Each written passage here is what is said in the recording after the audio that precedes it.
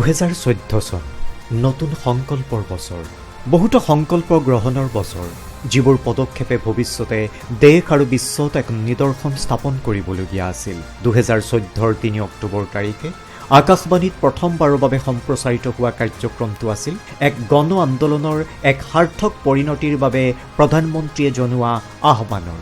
মাত্ৰ 9টা বছৰত মন কী বাতেই গণতন্ত্ৰত যোগাযোগ ব্যৱস্থাৰে সাধিত হোৱা জনবিপ্লৱৰ অভিব্যক্তিৰ এক আশ্চৰ্যকৰ মঞ্চ হিচাপে আত্মপ্ৰকাশ কৰিছে। যেতিয়া প্ৰধানমন্ত্ৰীয়ে সমাজৰ বহুতো প্ৰান্তিক বিষয়ত নিজৰ মনৰ কথা কয়, তেতিয়া একোটা সৰু ৰাজহুৱা আহ্বানেই চাই থাকোঁতে এক গণ আন্দোলনলৈ ৰূপান্তৰিত হৈছে। এনেকুৱাই এক আহ্বান আছিল স্বচ্ছ ভাৰত অভিযান, যিয়ে কেৱল পৰিৱেশ আৰু পৰ্যাৱৰণৰ ক্ষেত্ৰতে ইতিবাচক পৰিৱৰ্তন অনা নাছিল, বৰঞ্চ নাগৰিকসকলৰ কাম কাজ আৰু দৈনন্দিন কাৰ্যকলাপৰো এক অবিচ্ছেদ্য অংগ হৈ উঠিছিল। মাত্ৰ কেইবছৰমানৰ ভিতৰতে স্বচ্ছাগ্ৰহৰ আহ্বান এক গণ আন্দোলনত পৰিণত হৈছিল, আৰু এনে অগণন উদাহৰণ আছে য'ত সাধাৰণ নাগৰিক, প্ৰতিষ্ঠান, সামাজিক সংগঠনসমূহে তেওঁলোকৰ স্বচ্ছাগ্ৰহক আনৰ বাবে অনুকৰণীয় কৰি তুলিছে। দেশৰ প্ৰতিটো প্ৰান্ততে আৱৰ্জনা আঁতৰোৱাৰ অভিযানে গতি লাভ কৰিছিল। অস্বচ্ছতাৰ ভাৰত ত্যাগৰ আহ্বানে সমাজৰ প্ৰতিটো শ্ৰেণীকে এই ক্ষেত্ৰত সহযোগিতা আগবঢ়াবলৈ অনুপ্ৰাণিত কৰিছিল। তেওঁ উত্তৰ প্ৰদেশৰ বিজনোৰ জিলাৰ মুবাৰকপুৰ গাঁৱৰ 3500 মুছলমান ভাই ভনীক মুকলিত শৌচমুক্ত গাঁও হিচাপে গঢ়ি তুলিবলৈ 17 লাখ টকা দান কৰে। मन की बात कार्यक्रम से हमें बहुत प्रेरणा मिली और अब 100 एपिसोड होने जा रहे हैं। जिस तरह सरकार ने हमें गांव में शौचालय बनवाने के लिए 17 लाख रुपए दिए थे, वो हमने सरकार को वापस कर दिए और अपनी ही तरफ से गांव में शौचालय बनवाएं और बहुत से काम करें। हमें मन की बात कार्यक्रम सुनकर प्रेरणा मिलती है। हमने गाँव वालों के साथ मिलकर बिना सरकारी मदद के अपना गाँव ODF किया और 17.5 लाख रुपए गाँव वापस कर दिए। सर, जो हमारे पहले प्रधान थे किस्मत जहाँ पिछले टर्म में, उनके कार्यकाल में भी काम सही रहा, साफ़ सफाई भी अच्छी रही, और अब हमारी आयशा परवीन है, इनके कार्यकाल में भी अच्छा काम हो रहा है, साफ़ सफाई ठीक है, कोई दिक्कत गाँव में नहीं। हमारे गांव में जो पहले शौचालय का जो पैसा आया था वापस हुआ, उसमें हमारे गांव का नाम आया, मोदी जी ने नाम हमारे गांव का, पूरा भारत ने हमारे गांव का नाम चला। চৰকাৰী পৰ্যায়ত দেশখনে স্বচ্ছ ভাৰত অভিযান নিশ্চয় চলাই আছে। পিছে ৰাইজে পৰম আন্তৰিকতা আৰু আগ্ৰহেৰে ইয়াক সামাজিক পৰ্যায়ত সফল কৰি তোলাটো আছিল প্ৰধানমন্ত্ৰীৰ আহ্বানৰ প্ৰভাৱ। চৰকাৰী সাহায্যৰ উপৰিও এনে বহুতো উদাহৰণ আছে য'ত মানুহে তেওঁলোকৰ ব্যক্তিগত প্ৰচেষ্টাৰ জৰিয়তেও এই মহাযজ্ঞত অৰিহণা আগবঢ়াই আহিছে। ये जो मोदी जी ने हमारा उदाहरण रखा है, तो उन्होंने कहा है मेरी बात आपके समझ में आए या न आए, मगर चंद्रकांत जी की बात आपके समझ में आएंगी। वो अपने पेंशन के 1/3 पेंशन स्वच्छ भारत अभियान के लिए देते हैं। मैं तो देश का पंतप्रधान हूँ, उनसे 1000 दफ़ा आगे भागना चाहिए, और मैं चंद्रकांत जी से प्रेरणा लेता हूँ। স্বচ্ছ আৰু সেউজীয়া কোকৰাঝাৰ অভিযানেই হওক বা বিশাখাপট্টনমত চলা স্বচ্ছ ভাৰত অভিযানেই হওক, ক'ৰবাত হয়তো পথৰ লগতে উৰণীয়া সেতুসমূহে এক সুন্দৰ ৰূপ ধাৰণ কৰিছিল, আন ক'ৰবাত আকৌ পলিথিনৰ পৰিৱৰ্তে কাপোৰৰ মোনাৰ প্ৰচাৰৰ জৰিয়তে এবাৰ ব্যৱহাৰযোগ্য প্লাষ্টিকৰ প্ৰচলন বন্ধ কৰাৰ সংকল্প লোৱা হৈছিল। প্ৰধানমন্ত্ৰীৰ আহ্বানৰ প্ৰভাৱৰ বাবে দেশৰ জনসাধাৰণে ইয়াক জন আন্দোলনৰ ৰূপ দিছিল। অনুশাসন, সজাগতা আৰু নিষ্ঠাৰে 30,000তকৈ অধিক NCC কেডাৰে পুনীত সাগৰ অভিযান আৰম্ভ কৰিছিল আৰু সমুদ্ৰ তীৰসমূহ পৰিষ্কাৰ কৰিছিল। प्रधानमंत्री जी ने एक बार मन की बात कार्यक्रम में पुनीत सागर अभियान का जिक्र किया था, जिसके बाद हम NCC कैडेट्स पूरी तरीके से सारे नदी, झीलों, समुद्री तटों को साफ करने में जुट गए। जैसा कि प्रधानमंत्री जी ने पुनीत सागर अभियान के बारे में हमें बताया था, और जैसे कि वो एक NCC कैडेट रह चुके हैं, उसी के द्वारा हम सारे NCC कैडेट एक संकल्प लेते हैं कि जो भी स्कीम, जो भी योजना प्रधानमंत्री जी के द्वारा आयोजित की जाती है या लागू की जाती है, उसको एक अच्छी सफलता और भावपूर्ण के साथ हम उसे कंप्लीट करने में एकजुट हो जाते हैं। মন কী বাতৰ জৰিয়তে স্বচ্ছতাৰ ইমান এটা বৃহৎ গণ আন্দোলন সূচনা হৈছিল যে গাঁৱৰ পৰা চহৰলৈ দেশৰ প্ৰতিটো কোণতে পৰিষ্কাৰ পৰিচ্ছন্নতাৰ এই গণ আন্দোলনে বহুতো অভিলেখ ৰচনা কৰিছে। 2019ৰ 2 অক্টোবৰৰ ভিতৰত দেশৰ সকলো গাঁৱে নিজকে মুকলিত শৌচমুক্ত হিচাপে ঘোষণা কৰি ৰাষ্ট্ৰপিতা মহাত্মা গান্ধীলৈ শ্ৰদ্ধাঞ্জলি জ্ঞাপন কৰিছিল। মন কী বাতত কেৱল স্বচ্ছতাই নহয়, প্ৰধানমন্ত্ৰী নৰেন্দ্ৰ মোদীয়ে এনে বহুতো বিষয়ক ৰাজহুৱা আলোচনা আৰু সামাজিক পৰিৱৰ্তনৰ মাধ্যম কৰি তুলিছিল, যিবোৰ প্ৰসংগ হয়তো বহু শতাব্দী ধৰি বিভিন্ন পাক চক্ৰত আবদ্ধ হৈ ৰৈছিল। বেটি বচাও বেটি পঢ়াও এনেধৰণৰ আন এটা আহ্বান আছিল, যিয়ে আমাৰ ছোৱালীসকলৰ বাবে কেৱল সমতা আৰু সুযোগৰ নতুন দুৱাৰেই মুকলি কৰা নাছিল, বৰঞ্চ সমাজৰ ৰক্ষণশীল চিন্তাধাৰাক বিধ্বস্তও কৰিছিল। বেটি বচাও বেটি পঢ়াও আঁচনিখন কেন্দ্ৰীয় চৰকাৰে 2015 চনৰ 22 জানুৱাৰী তাৰিখে আৰম্ভ কৰিছিল আৰু লিংগ অনুপাত নিম্ন থকা 100খন জিলাত আৰম্ভ কৰা হৈছিল। 2015ৰ 27 জানুৱাৰী তাৰিখে মন কী বাতৰ 4ৰ্থ খণ্ডত প্ৰধানমন্ত্ৰী শ্ৰী নৰেন্দ্ৰ মোদীয়ে আমেৰিকা যুক্তৰাষ্ট্ৰৰ ৰাষ্ট্ৰপতি বাৰাক ওবামাৰ সৈতে কৰা কাৰ্যসূচীত কৈছিল, बराक ने कहा कि वो बेटियों को लेकर आएंगे। मेरा आपको निमंत्रण है, राष्ट्रपति के कार्यकाल में भी आए या राष्ट्रपति कार्यकाल के बाद आए, भारत आपका और आपकी बेटियों का स्वागत करने के लिए उत्सुक है। प्रेसिडेंट ओबामा से मैं मदद मांगूं या न मांगूं, उनका जीवन ही अपने आप में एक प्रेरणा है। जिस प्रकार से वो अपनी 2 बेटियों का लालन पालन करते हैं, जिस प्रकार से अपनी 2 बेटियों के लिए वो गर्व करते हैं, हमारे देश में भी कई जगह पे जब हमें कई लोगों से मिलना होता है तो परिवार में उनको कोई बेटा नहीं होता है, सिर्फ बेटियां होती हैं, और इतने गौरव से बेटियों को बड़ी करते हैं कि बेटी बचाना बेटी पढ़ाना ये हमारा सामाजिक कर्तव्य है, सांस्कृतिक कर्तव्य है, मानवीय जिम्मेवारी है, इसको हमने निभाना चाहिए। মন কী বাতত প্ৰধানমন্ত্ৰীৰ আহ্বানৰ পিছত সমগ্ৰ দেশতে ছেলফি উইথ ডটাৰৰ ধুম উঠিছিল, যিয়ে পিতৃ মাতৃ আৰু ছোৱালীহঁতৰ মাজত এক নতুন গৌৰৱৰ অনুভূতি সৃষ্টি কৰিছিল। সমগ্ৰ দেশত ছ'চিয়েল মিডিয়াৰ পৰা মন কী বাত পৰ্টেললৈকে গৌৰৱান্বিত কন্যা আৰু পিতৃসকলৰ আলোকচিত্ৰৰ বন্যা বৈছিল। সমাজৰ মনোভাৱলৈ অহা পৰিৱৰ্তনৰ বহুতো কাহিনী আজি শুনিবলৈ পোৱা গৈছে। জনসাধাৰণৰ অংশগ্ৰহণৰ এক শক্তিশালী উদাহৰণ হৈছে বেটি বচাও বেটি পঢ়াও, যাৰ বাবে দেশৰ বিদ্যালয়সমূহত ছোৱালীৰ নামভৰ্তিৰ হাৰ অভূতপূৰ্বভাৱে বৃদ্ধি পাইছে। নামভৰ্তিৰ পিছত স্কুল এৰা ছোৱালীৰ সংখ্যা হ্ৰাস পাবলৈ ধৰিছে আৰু সামাজিক চেতনাৰ স্তৰ ইমানেই বৃদ্ধি পাইছে যে সাধাৰণ মানুহে তামিলনাডুৰ কুদ্দালুৰ জিলাত বাল্য বিবাহ নিষিদ্ধ কৰাৰ দৰে সিদ্ধান্ত গ্ৰহণ কৰিছে। বিভিন্ন সময়ত প্ৰধানমন্ত্ৰী শ্ৰী নৰেন্দ্ৰ মোদীয়ে জনসাধাৰণক কন্যাসকলৰ প্ৰতি সমান অধিকাৰ আৰু সন্মান নিশ্চিত কৰিবলৈ আহ্বান জনাই আহিছে। आज हम बेटी बचाओ बेटी पढ़ाओ की बात करते हैं, लेकिन सदियों पहले हमारे शास्त्रों में स्कंद पुराण में कहा गया है, दशपुत्र समाकन्या दशपुत्रान प्रवर्धयन यत् फलम लभते मर्त्य तत् लभ्यम कन्या ईयकया, अर्थात एक बेटी 10 बेटों के बराबर है। 10 बेटों से जितना पुण्य मिलेगा, एक बेटी से उतना ही पुण्य मिलेगा। ये हमारे समाज में नारी के महत्व को दर्शाता है, और तभी तो हमारे समाज में नारी को शक्ति का दर्जा दिया गया है। বেটি বচাও বেটি পঢ়াওৰ উদ্দেশ্য হ'ল কন্যা ভ্ৰূণ হত্যাৰ দৰে কুৎসিত মানসিকতাক প্ৰতিহত কৰা আৰু বালিকা শিক্ষাক উৎসাহিত কৰা। পৰিসংখ্যা ইয়াৰ সফলতাৰ কাহিনী নিজেই দাঙি ধৰিছে। 2014-15 বৰ্ষৰ তুলনাত জন্মৰ সময়ত লিংগ অনুপাত 36 অংকৰে বৃদ্ধি পাইছে। 2014-15 বৰ্ষত এই অংকৰ পৰিমাণ আছিল 903, যিটো 2021-22 বৰ্ষত 939লৈ বৃদ্ধি পাইছে। একেদৰে ছোৱালীৰ শিক্ষাৰ হাৰো বৃদ্ধি পাইছে। সেইদৰে বৃদ্ধি পাইছে ছোৱালীৰ মুঠ নামভৰ্তিৰ অনুপাতো।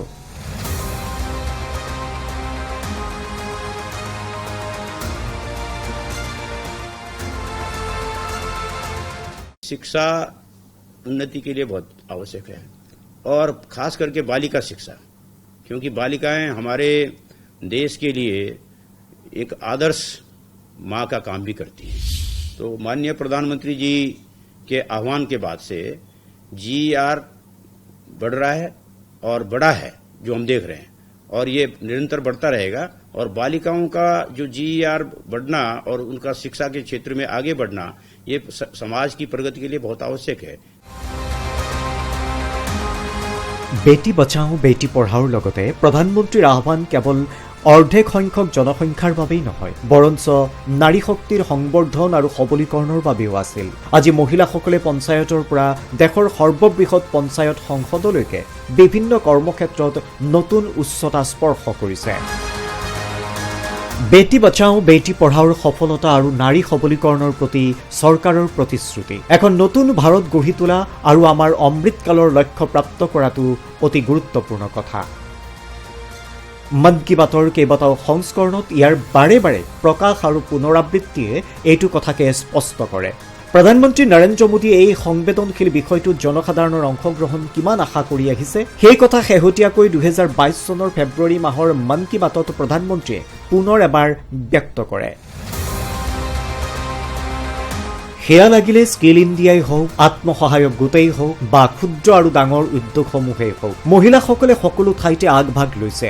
ছোৱালীহঁতে সেনাবাহিনীত থকা পুৰুষসকলৰ সৈতে কান্ধত কান্ধ মিলাই থিয় দিছে আৰু কন্যাসকলে আধুনিক যুঁজাৰু বিমান উৰুৱাই আছে। ইমান কম সময়ৰ ভিতৰতে এই সকলোবোৰ পৰিৱৰ্তন কেনেকৈ সম্ভৱ হৈছে? এই পৰিৱৰ্তন সম্ভৱ হৈছে কাৰণ আমাৰ দেশত পৰিৱৰ্তন আৰু প্ৰগতিশীল প্ৰচেষ্টাক এতিয়া মহিলাসকলে নিজেই নেতৃত্ব দি আহিছে। মন কী বাতৰ বিভিন্ন খণ্ডত অনেক প্ৰসংগ দেশৰ কৃষকসকলৰ নামত উৎসৰ্গিত আছিল। যদি স্বাৱলম্বী ভাৰতৰ পথ দেশৰ গাঁওসমূহৰ পথ ঘাটেৰে পাৰ হৈ যায়, তেন্তে এক শক্তিশালী ভাৰতৰ ভেটি আমাৰ খেতিপথাৰসমূহত নিৰ্মিত হয়। এক স্বাৱলম্বী ভাৰতৰ বাবে অতিকে জৰুৰী হৈছে কৃষকৰ আত্মনিৰ্ভৰশীলতা, কৃষকৰ সমৃদ্ধি আৰু কৃষকৰ উপাৰ্জন বৃদ্ধি কৰাটো। প্ৰধানমন্ত্ৰী শ্ৰী নৰেন্দ্ৰ মোদীয়ে তেওঁৰ জনপ্ৰিয় মন কী বাত কাৰ্যসূচীত কেইবাবাৰো খেতিপথাৰ আৰু কৃষকৰ কথা উল্লেখ কৰে।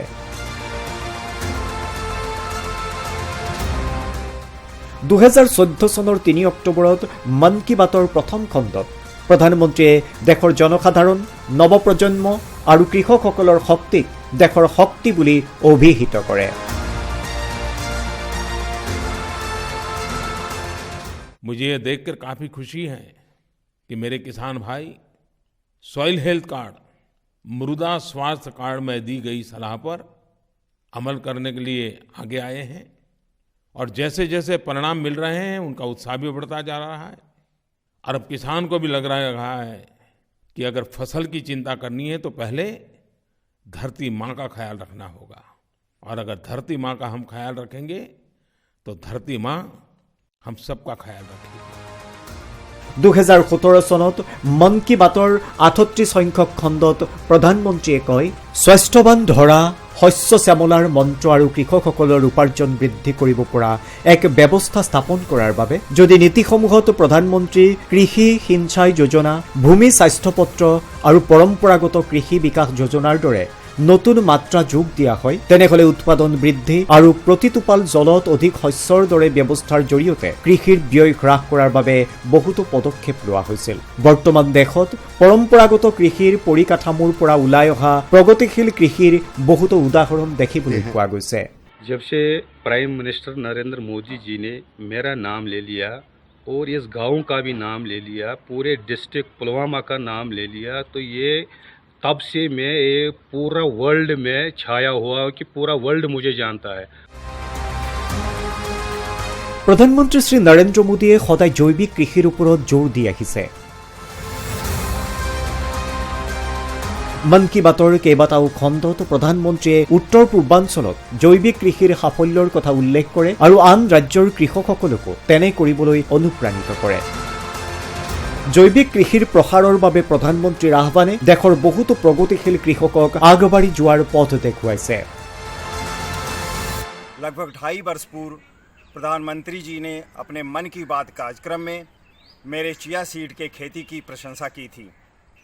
प्रधानमंत्री जी से राष्ट्रीय स्तर पर अपना नाम और अपने खेती की प्रशंसा सुन करके मुझे बहुत ही आश्चर्य हुआ, जिससे मेरा उत्साह बहुत बढ़ गया और अब मैं अपने को बहुत ही ऊर्जावान महसूस करता हूँ। प्रधानमंत्री जी के आह्वान आत्मनिर्भर भारत की तरफ मैं चिया सीड फसल को एक जन आंदोलन बनाने में प्रयासरत हूँ। जहाँ पर लोग चिया सीड की खेती या चिया सीड के बारे में या इसके गुणों के बारे में नहीं जानते थे और जिसका आयात बाहर देशों से होता था, अब इसके खेती अपने ही देश में दिन पर दिन बढ़ती हो जा रही है, जिससे कि किसान लाभान्वित हो रहे हैं। প্ৰধানমন্ত্ৰী শ্ৰী নৰেন্দ্ৰ মোদীৰ কাৰ্যক্ৰমতো পাহাৰীয়া অঞ্চলৰ কিছু সংখ্যক কৃষক কেনেকৈ সমগ্ৰ দেশৰ কৃষকসকলৰ বাবে অনুপ্ৰেৰণাৰ উৎস হৈ উঠিছিল সেই বিষয়ে বিশেষভাৱে উল্লেখ কৰা হৈছিল। এয়া হৈছে উত্তৰাখণ্ডৰ বাগেশ্বৰৰ মুনাৰ গাঁৱৰ কাহিনী, য'ত কৃষকসকলে এখন সমবায় সমিতি গঠন কৰিছে আৰু বিস্কুট প্ৰস্তুত কৰা কাৰখানা স্থাপন কৰিছে। কৃষক কল্যাণৰ লগতে পৰিৱেশ সুৰক্ষাও প্ৰধানমন্ত্ৰীৰ বাবে এক প্ৰাথমিকতা আছিল। শস্যৰ অৱশিষ্ট জ্বলোৱাৰ ফলত সৃষ্টি হোৱা প্ৰত্যাহ্বানৰ মোকাবিলা কৰিবলৈ প্ৰধানমন্ত্ৰীয়ে মন কী বাত কাৰ্যসূচীৰ জৰিয়তে কেইবাবাৰো ৰাজহুৱা আহ্বান জনাইছে আৰু ইয়াৰ এক সৰল সমাধানো বৰ্ণনা কৰিছে। सबसे पहला तो उपाय है हमें हमारे किसान भाइयों बहनों को प्रशिक्षित करना पड़ेगा, उनको सत्य समझाना पड़ेगा। ये फसल के अवशेष जलाने से हो सकता है समय बचता होगा, मेहनत बचती होगी, अगली फसल के लिए खेत तैयार हो जाता होगा, लेकिन ये सच्चाई नहीं है। फसल के अवशेष भी बहुत कीमती होते हैं, वे अपने आप में वो एक जैविक खाद्य होता है, हम उसको बर्बाद करते हैं। इतना ही नहीं, अगर उसको छोटे छोटे टुकड़े कर दिए जाएं तो वो पशुओं के लिए तो ड्राई फ्रूट बन जाता है। दूसरा, ये जलाने के कारण जमीन के जो ऊपर की परत होती है वो जल जाती है। मेरे किसान भाई बहन पल भर के लिए सोचिए कि हमारी हड्डियां मजबूत हो, हमारा हृदय मजबूत हो, किडनी अच्छी हो, सब कुछ हो, लेकिन अगर शरीर के ऊपर की चमड़ी जल जाए तो क्या होगा? हम जिंदा बच पाएंगे क्या?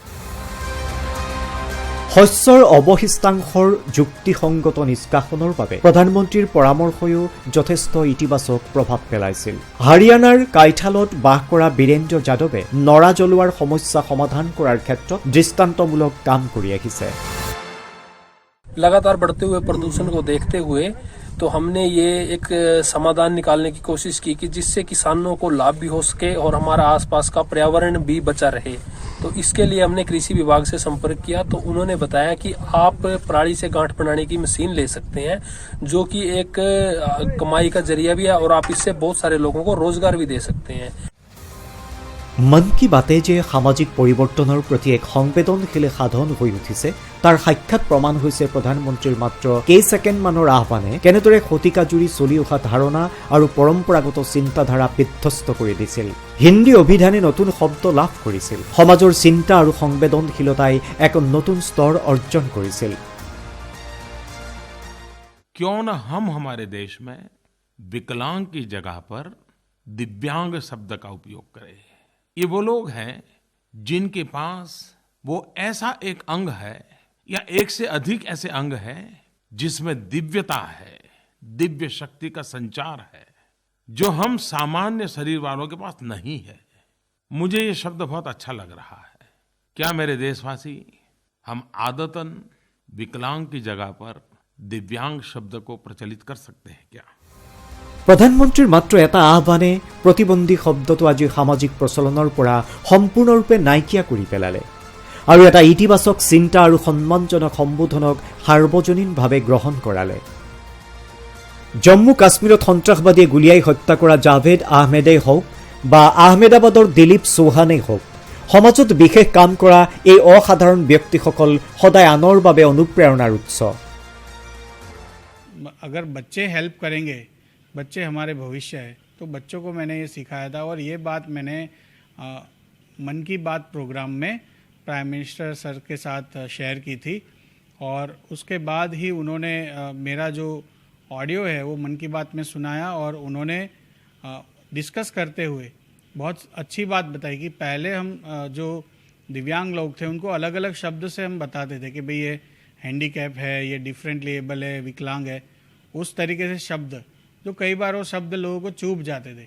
तो उन्होंने एक शब्द को इजाद किया, उन्होंने कॉइन किया कि आज से हम सब लोग भारत देश में ये नए इंडिया में हम विकलांगों को रिस्पेक्ट देंगे और उनको दिव्यांग करके संबोधित करेंगे। पहली बार मुझे गवर्नमेंट की तरफ से एक मेरे काम को सराहाया गया है और मुझे पद्मश्री अवार्ड से भी नवाजा गया। उसके साथ साथ बहुत सारे एप्रिसिएशन डिस्ट्रिक्ट लेवल से भी मुझे मिले, स्टेट लेवल से भी मुझे मिले, जिसके लिए मैंने यही देखा है कि जब इंसान खुलूस नीयत से काम करता है और अपना जो मिशन होता है उस पर एक ईमानदारी से के साथ काम करता है तो ज़रूर हमें सराहा जाता है।